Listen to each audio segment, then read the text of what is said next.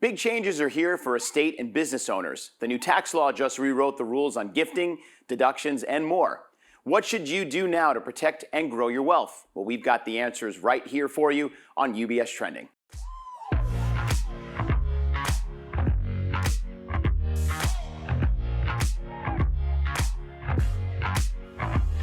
Hi, everyone, and thank you for joining us. I'm Anthony Pastore, and this is another episode of UBS Trending. Joining me in the studio today for this discussion are senior wealth strategists with the UBS Advanced Planning team, Carrie Larson and Andrea Samft. Nice to have you here in the studio with me. Good to see you. Great to see you. Thank you for having us. Carrie, welcome back. We've had you in the studio before on different topics, and obviously the one big beautiful bill that was just passed certainly is a big topic, and especially with what you're all doing, trying to figure out how to prepare our clients and their advisors with some of the new information and the new details that have come out. So I wanted to just kind of start off at a high level, Carrie. What are some of the most impactful changes that you see that you're already having conversations with clients and advisors about? Yeah, that's a great question. And I think the most impactful change has been to the lifetime gift, estate, and GST tax exemption amount at the federal level. So under current law, that is $13.99 million per person that can be gifted either during life or at death before a federal transfer tax kicks in at that 40% rate. So what this new bill has done is it has made that amount permanent at $15 million per person starting in 2026. So under the current law, that is now done, essentially. It was meant to actually sunset and decrease by 1/2 amount at the end of this year. So instead of having that time crunch of planning under the greater amounts, it's actually been made permanent.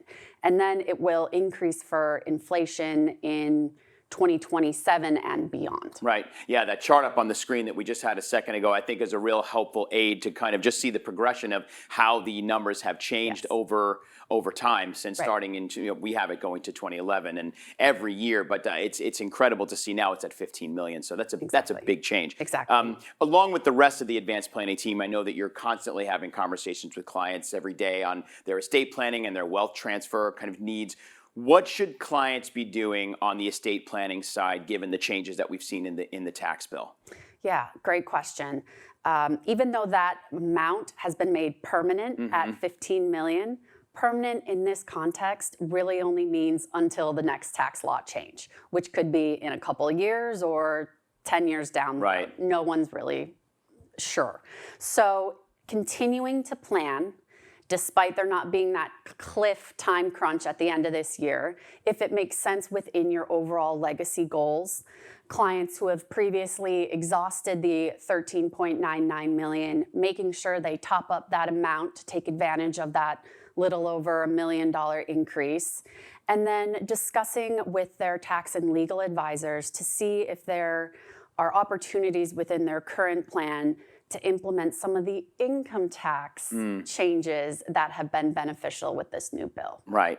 And I'm glad you pointed that, the fact that they should talk to their tax and legal advice, their accountant, their CPA, as our advisors are not giving tax advice, but certainly can be a conduit to be in those conversations and then prepare the portfolio for the tax needs that are required for each individual client. I like that you said permanent only means until Congress changes it again sometime in the future. So yeah, we should all be used to that kind of thing by now. Thank you, Carrie. So Andrea, the bill contains a lot of this information that comes from some changes for business owners, and especially the SALT deduction. Now that's changed from what it was 4 years ago, which is probably much to the happiness of some of our high tax states like New York and California, et cetera. How are those changes affecting our client base, especially when you're looking at their sort of planning opportunities? Sure. So just by way of background, prior to 2017, individuals could deduct their state and local taxes against their federal taxes. And that could be a great deduction if you're in a high tax state like New York or California. And then the last tax law in 2017 changed that to put a cap on that deduction. And that cap was $10,000. So that also was a significant change for folks in New York and California and other high tax states. There was a lot of back and forth, a lot of press about this, and the final bill included an increase of the cap to $40,000. However, that increase starts to phase down when the individual's income level reaches $500,000. Okay. It fully phases down back to the $10,000 with income roughly around $600,000.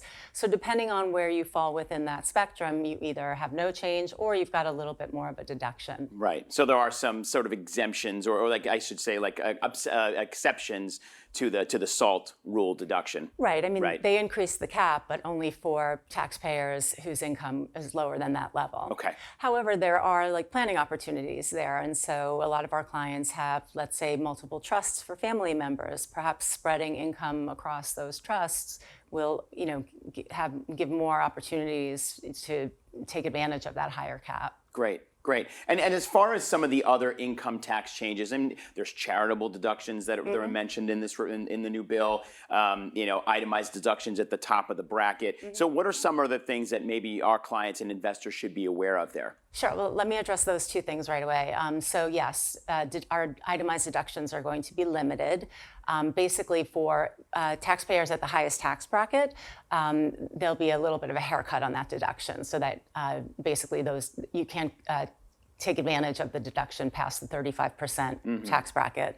And then for charitable contributions specifically, the first 0.5% of the contribution is not deductible. So 0.5% of your deduction basically is disallowed. And so, it sounds like a small amount, but for very large charitable contributions, that could be significant. Right, exactly, yeah. And just in number, but when you're looking at sometimes millions of dollars in donations and contributions, yes, it could make a difference. What about the qualified opportunity zones, which we haven't talked about a whole lot recently, but I know that those were mentioned in the bill as well.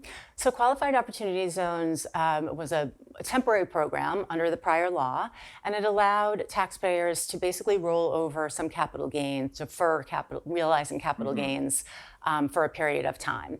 And that program would allow for deferral only until December 31st December 31st, 2026, excuse me. Great.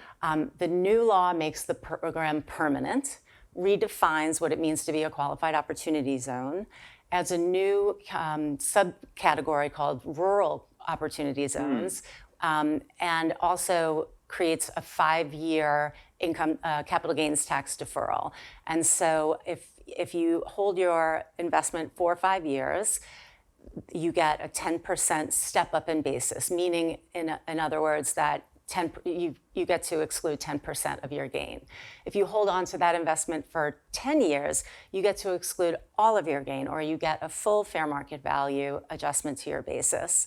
And then you can continue to get that full fair market value adjustment up till year 30.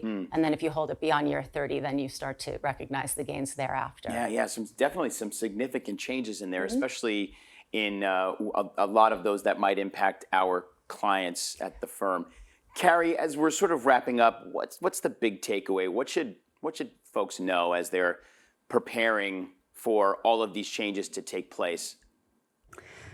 Educate yourself. Even though you're not going to exhaust the $15 million or may not invest in qualified opportunity zones, there are still opportunities under this new bill to make your plan tax efficient and take advantage of some of those new opportunities that the bill has brought. Great, I love that. That's a great way to end it.